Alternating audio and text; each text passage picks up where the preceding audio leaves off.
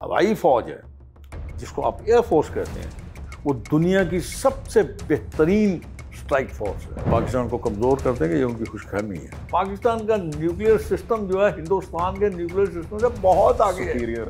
इंतहा पसंद हिंदू हैं, वो नहायत खतरनाक है। कुछ लोग हैं वहाँ पे जो दुनिया के अमीर तरीन लोग हैं, जो हिंदुस्तान का बहुत बड़ा एक सरमाया और दुनिया का सरमाया उनके पास है। तबाह हो जाएंगे, बर्बाद हो जाएंगे। अब एक सरमायादार ये सोचेगा वहाँ पे इन्वेस्ट करने से पहले, वो 101 दफ़ा सोचेगा कि यार ये लोग तो इतने एक्सट्रीमिस्ट नहीं, ये कुछ भी कर सकते हैं। अब इस वक्त जो है वो तो बटन वाला मामला है ना, आपने बटन दबाना है। ये उनके लिए दूसरी एक बात होती है, बहुत फख्र की बात होती है कि उनको गोली उनके सीने पर लगे। बिस्मिल्लाहिर्रहमानिर्रहीम।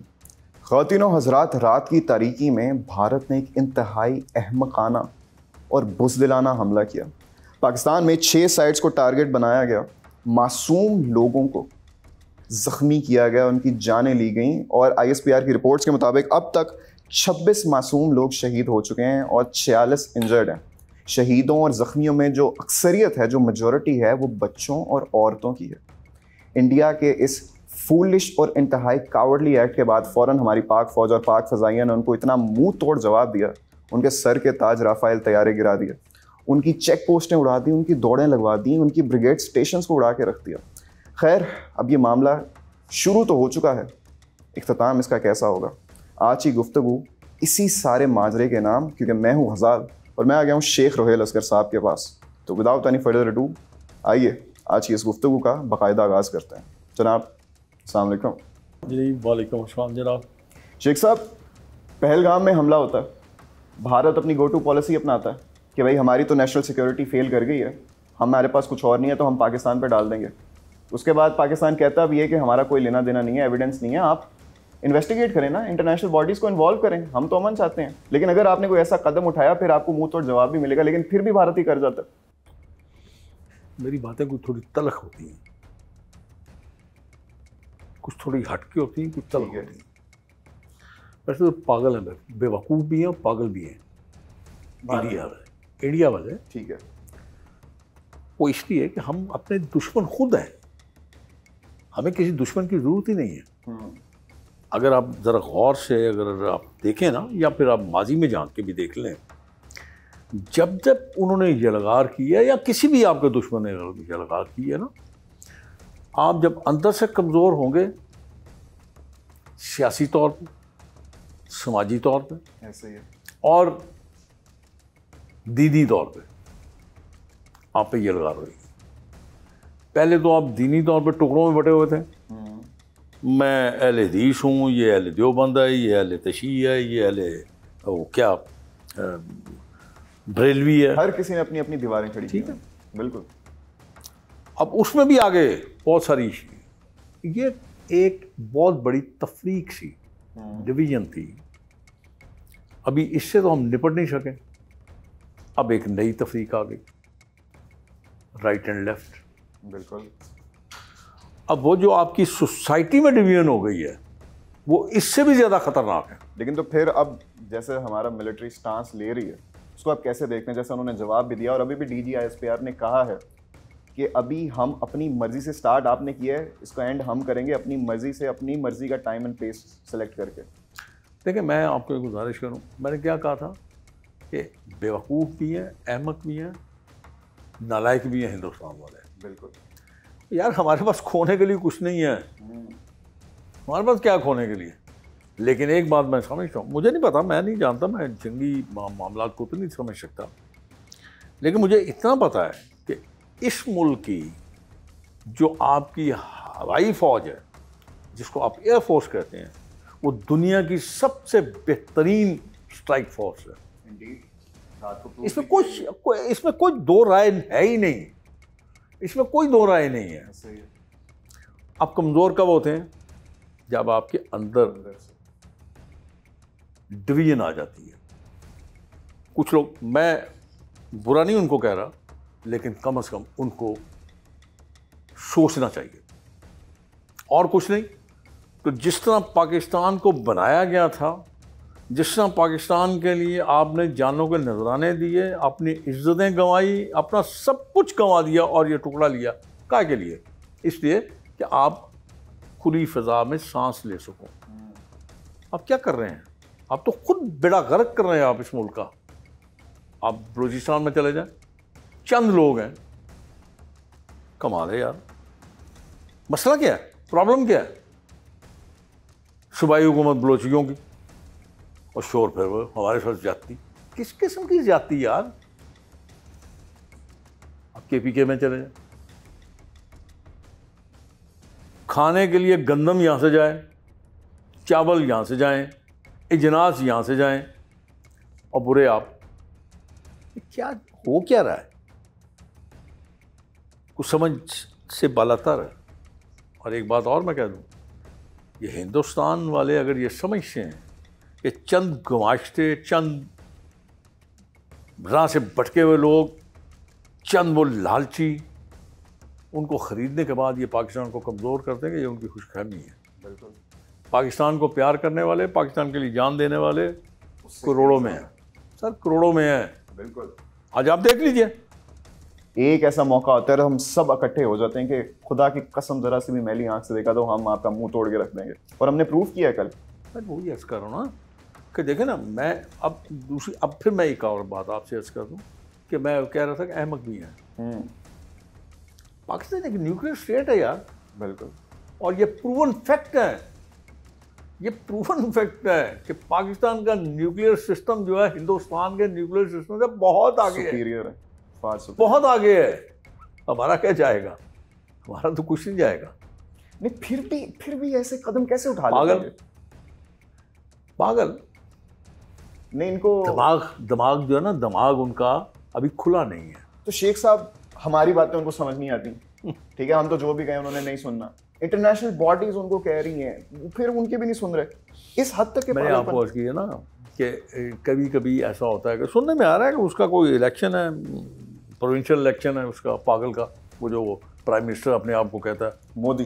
सबसे बड़ी बात पता नहीं कौन कह रहा था, मुझे नहीं पता, वो इशूलेस है, उसका कोई बच्चा बुच्चे है उसके, मुझे नहीं पता। मुझे कल कोई कह रहा था कि अगर ये है तो फिर वो बड़ा खतरनाक आदमी है। अच्छा जी। जिसका इशूलेस हो ना तो बड़ा खतरनाक होता है वो, क्योंकि वो कहता है मैं सुखी नहीं, मैं सुखी रहने देना नहीं किसी को। और वहाँ पे जो इंतहा पसंद हिंदू हैं वो नहायत खतरनाक है। और आपको नहीं लगता है इस कदम से ये भी प्रूव हो जाता है कि ये किस किस्म की एक्सट्रीमिस्ट गवर्नमेंट और लीडरशिप है अभी इंडिया की? ये तो हिंदुस्तान के लिए बहुत बड़ा खतरा है। अब देखें ना, मैं वही अर्ज कर रहा हूँ ना कि आपके मुल्क में कितने अंबानी हैं।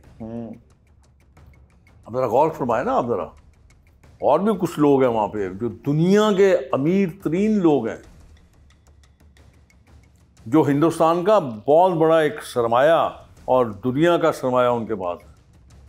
कितने लोग हैं वहां पे? तबाह हो जाएंगे, बर्बाद हो जाएंगे। आप 4 स्ट्राइक करेंगे, अगर हमने 4 स्ट्राइक्स कर दी तो यकीन कीजिए कि ये तारीख गवाह है कि हिंदू बनिया दलेर नहीं है। अच्छा शेख साहब, अभी हमने सिर्फ रिटेलिएट किया, रिस्पॉन्ड नहीं किया हमने प्रॉपरली, और उसमें उनके ऑलमोस्ट $1 बिलियन का नुकसान कर दिया, तैयारी करा दी। मैं वो ये कर रहा हूँ ना कि अभी आपने 2 चीज़ें बंद की, आपने एयर स्पेस बंद की, आपने रोड बंद कर दी। स्टैंड ले जाएं आप इस पे, बंद कर दें। लिया हुआ है अभी तक, बंद कर दें इसको, टोटली बंद कर दें। देखें आपका पानी बंद करते हैं, कैसे करेंगे? बंद बनाएंगे, मारें, टारगेट करें, एक मिसाइल मारें, वो तोड़ दें। अब देखिएगा, आप थोड़ा सा और ठहर जाइए, तवक्कुफ कीजिए 2-4 दिन, उनके अंदर से शुरू हो जाएगा। इस वक्त उनकी कोई मेरे ख्याल में शायद 10 स्टेट्स ऐसी हैं जहाँ पे आज़ादी की तहरीक चल रही है। शेख साहब, रात को पट्टियां भी चल रही थी, न्यूज़ चल रही थी कि इंडियन नुमाइंदे हमारे इंटरनेशनल बॉडी से गुजारिश करेंगे पाकिस्तान से राब्ते कराए जाए हमारे। मैं वही अर्ज कर रहा हूँ ना, वो इनके अपने स्टेट्स ऐसी हैं, मुझे याद है शायद बिहार में भी है, कश्मीर में भी है, पंजाब में भी है उनके, मेरे ख्याल में 8-10 हैं, केरला में भी है, कोई उनकी 8-10 स्टेट्स हैं जहाँ पे वो शुक्र करें पाकिस्तान बहुत शरीफ किस्म की गवर्नमेंट होती है जो उनको पैटर्नाइज नहीं करती। पैटर्नाइज हमने क्या करना, आपने खाने की रोटी नहीं है, हम किसी को क्या दे सकते हैं? ये सब हमारी अपनी गलतियाँ, बेवकूफ़ी हैं। लेकिन इस दफ़ा शेख साहब कौमी सलामती कमेटी ने भी पाक फ़ौज को फ्री हैंड दे दिया कि आपने जिस किस्म का जवाबी कार्रवाई करनी है आप करें। आपको क्या लगता है मामला किस हद तक आगे जा सकता है? कौमी सलामती कमेटी ने फ्री हैंड दे दिया। उन्होंने पूछा था इनसे, आप हमें फ्री हैंड दे दें। पाक फौज का काम है, उनकी इस जिम्मेदारी में एक अवलीन जो शिक है या इसको कह लें कि प्रायोरिटी है, वो है इस मुल्क की हिफाजत का। बिल्कुल, बगैर किसी के पूछे ना करें आप ऐसी बातें। लेकिन इससे मुझे एक और चीज़ याद आ रही ना कि अभी कोई 5-6 दिन पहले हमने एक खबर देखी थी कि इंडियन गवर्नमेंट ने इंडियन आर्मी को फ्री हैंड दे दिया कि आपने जो करना है करें। उसके बाद हमने ये रात वाला सारा मामला देखा। इसलिए मैं आपसे पूछ रहा हूँ आगे अब क्या देखते हैं? और चीज़ है, यहाँ पे कुछ और है। मैंने आपको अर्ज किया ना, 2 दिन 4 दिन ठहर जाए आप, अब देखिएगा हालात उनके खराब होंगे, आपके नहीं होंगे। इंटरनेशनल मार्केट उनके पास है बहुत बड़ी, जितनी बड़ी मार्केट उतना बड़ा लॉस। मैं अर्ज कर रहा हूँ ना, हमारे पास तो इतनी सी मार्केट है, कौन सरमायादार वहां पे जाएगा जहां पे इस किस्म की अनसर्टेनिटी होगी। और भाई शुरू भी उन्होंने किया, एक्सट्रीमिस्ट है। अब एक सरमायादार ये सोचेगा वहां पे इन्वेस्ट करने से पहले, वो 101 दफा सोचेगा कि यार ये लोग तो इतने एक्सट्रीमिस्ट नहीं, ये कुछ भी कर सकते हैं। ये तो अपने पैरों पे खुद कुल्हाड़ी मार रहे हैं। हम वो ये कर रहा हूँ ना, जो वो कुछ भी कर सकते हैं। तो मतलब मैंने आपको अर्ज किया ना, उनके पास कुछ नहीं है, बिल्कुल स्वाय गौ माता के। अभी DGISPR ने अपनी प्रेस कॉन्फ्रेंस में ये भी कहा कि दरियाई नीलम और झेलम पर हाइड्रो पावर प्लांट्स को भी निशाना बनाया गया, नौशेरी डैम के स्ट्रक्चर को भी नुकसान पहुंचाया गया। तो उन्होंने जो सवाल किए वही मैं आपसे भी करना चाहूँगा कि क्या भारत अपने इन एक्शंस के कॉन्सिक्वेंसेस नहीं जानता? क्या उनके लिए इंटरनेशनल नॉर्म्स भी मायने रखते हैं? वो ये समझिए, मैं आपको गुजारिश करूँ, वो ये समझते हैं कि वो बहुत बड़ी ताकत है। ताकत तो मेरे अल्लाह की है, बस ऐसे ही है। बस हमारी बदकिस्मती एक है बस कि आप अपने रास्ते से हट गए हुए हैं। अगर हम अपने रास्ते से ना हटते तो मेरा ख्याल अल्लाह मुसलमानों की जरूर मदद करता। अब भी मेरा ईमान है, अब भी अल्लाह ही मदद करेगा। शेख साहब, आपका बड़ा वास्ट तजुर्बा है, आप मुझे बताएं 65 की जंग हो, 71 की जंग हो, कारगिल की हो, और अभी भी की जो सूरत हाल है, मैदान जंग में लड़े जो फौजी होते हैं उनको कौम से और सियासतदानों से बड़ी एक ना सपोर्ट और पुख्तगी भी चाहिए होती है ना। तो तब के लिहाज से अब तक कोई पुख्तगी में हमारी इम्प्रूवमेंट आई है, हम वर्स हो गए हैं, कैसे देख रहे हैं? मैंने आपको यही गुजारिश की है कि आपने इतनी जंगों का जिक्र किया, आप उनकी तारीख पढ़ के देख लें कि आप अंदरूनी तौर पर कमज़ोर थे। 71 की जंग देखी है, आप अंदरूनी तौर पर कमज़ोर थे। आपका ईस्ट पाकिस्तान आपसे अलग हो गया, क्यों हुआ? आप वहाँ पे एक साजिश थी, इंटरनल कॉन्फ्लिक्ट है, उस चीज़ को उन्होंने फ़ायदा उठाया, एक्सप्लॉइट किया। अब 65 की जंग देख लीजिए।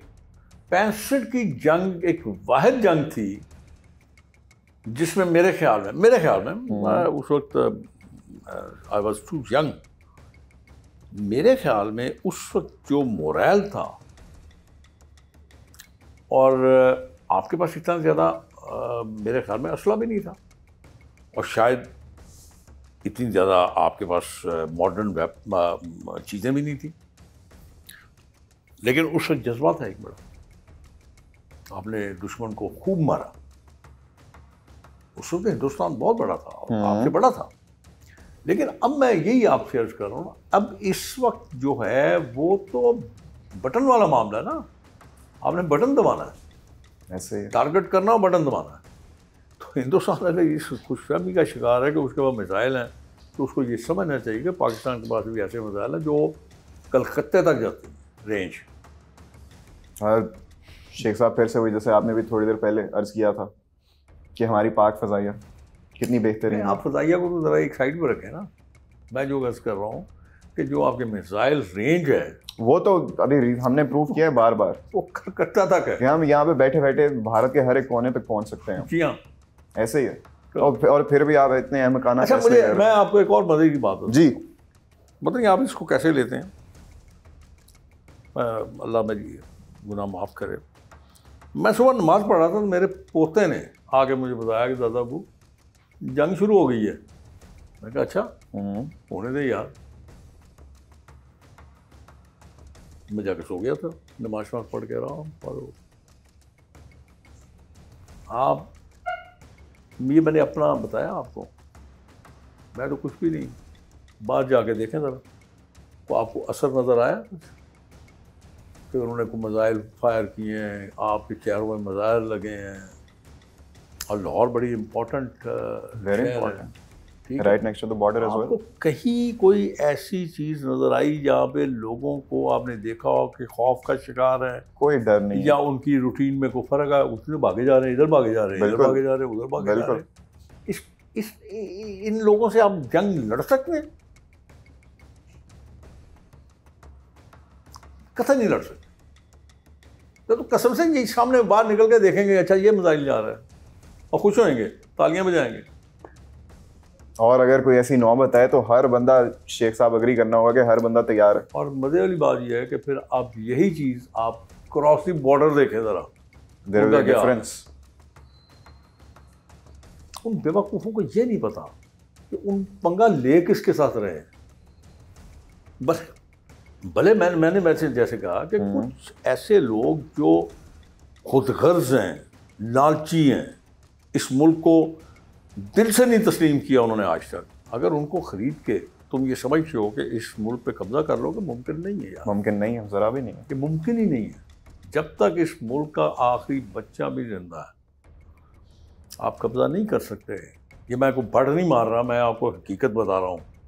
बिल्कुल शेख साहब, we may not be a perfect nation, हमारे 100 अपने मसाइल हैं, लेकिन बेड़ा गर्क हमने किया ना, नेशन बनने नहीं दिया। लेकिन फिर शेख साहब ये भी है कि जब भी कोई ऐसी बात आती है हम सब एक भी हो जाते हैं बड़ी जल्दी, और हम ये भी है कि हम अपने मुल्क का दिफा करेंगे, एक दूसरे के साथ शाना बशाना खड़े रहेंगे।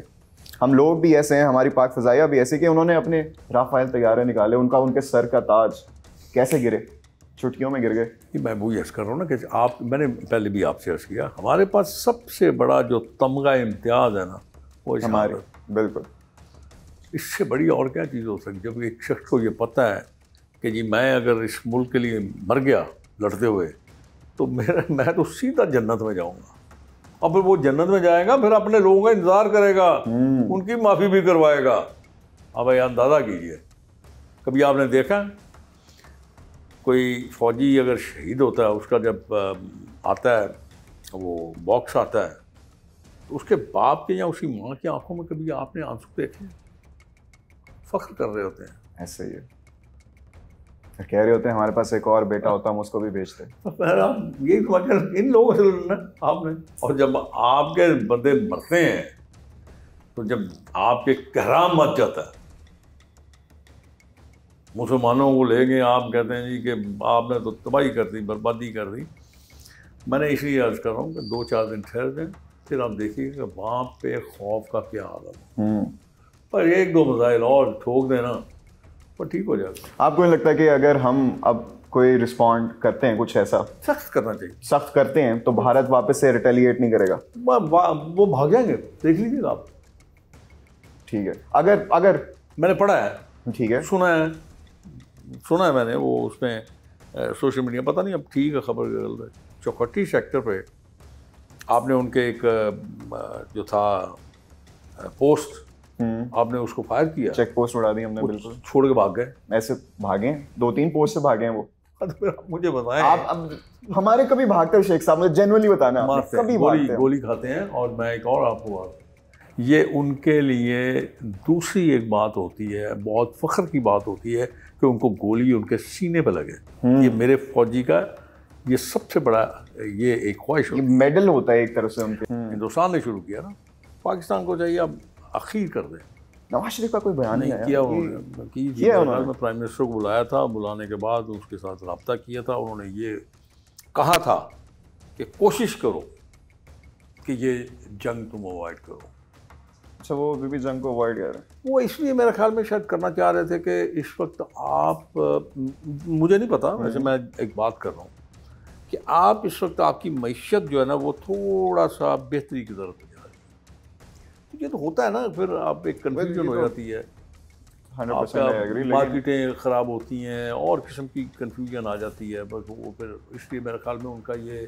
लेकिन फिर लोग ऐसे भी तो कहते हैं ना कि I don't know if it's the right time और नॉट टू से इट, लेकिन बड़े ज़्यादा लोग ये भी ऐसे भी सवाल उठाते हैं कि उनके हिंदुस्तान के साथ बड़ी अच्छी दोस्तियां भी हैं, इसलिए भी ऐसा हो जाता है। नहीं, बस मतलब ये है कि इस वक्त जो मामलात हैं वो ज़रा थोड़े से आपके फेवर में भी है।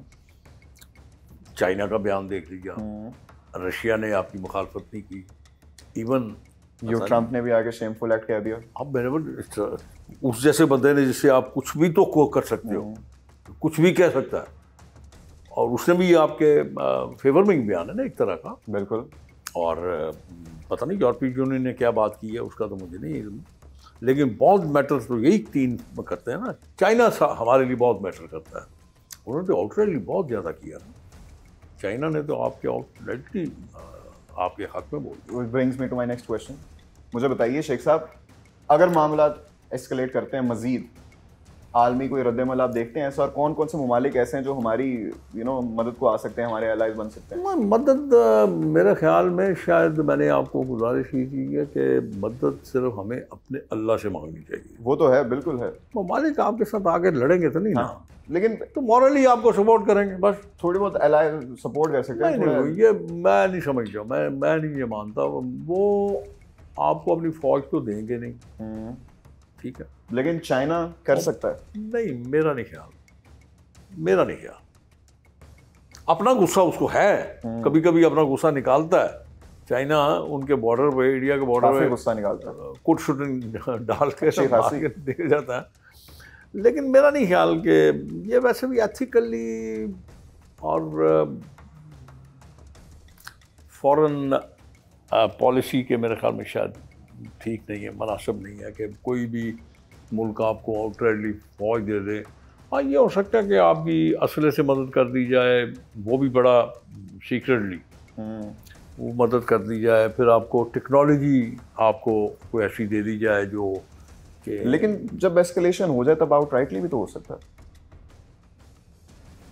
अगर उस हद तक खुद काफ़ी हैं यार। काफ़ी तो हैं हम, बिल्कुल, ये हमने प्रूव कर दिया कि हम खुद भी काफ़ी हैं। परवाह ना करें, आप खुद काफ़ी हैं, बहुत फर्स्ट क्लास हैं आप, दोहराने की ज़रूरत ही नहीं है। अच्छा, हमने सारी बातें कर ली शेख साहब, कैसे इंडिया एक इंतहाई अहमकाना फैसला लिया उसने, फिर भुगता भी, और अभी भी आगे क्या बता उनके साथ क्या हो। लेकिन फिर भी अभी इंडियन मीडिया में ना शेख साहब बड़ा शोर मचा है। वो तो भाई इतने जश्न मना रहे हैं, कोई कुछ नहीं बता रहा कि हमारे इतने तैयारे गिरे, ये हुआ वो हुआ, वो जश्न मना रहे हैं, ये कर दिया। पुरानी आदत मीडिया उनके, आपको पता ना कि हिंदू झूठ का तो मास्टर है, जूब है, और इस बनिए में एक चीज़ बड़ी कॉमन है, जुबान के मीठे और अंदर इनके वो गंद है कि आप सोच नहीं सकते कि आप इनसे कैसे, आपने कैसे इनसे बचना है।